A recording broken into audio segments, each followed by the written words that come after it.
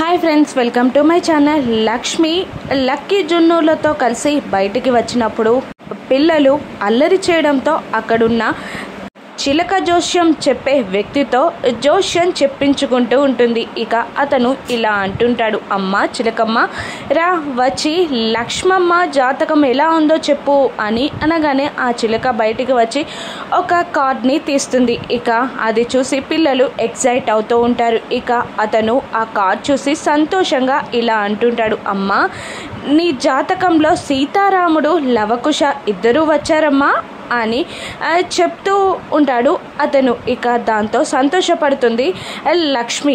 ఏం చెప్తున్నారు మీరు అని అడగగానే ఆ పంతులు మళ్ళీ ఇలా అంటుంటాడు, నీ జీవితంలో 2 జరగబోతున్నాయమ్మా.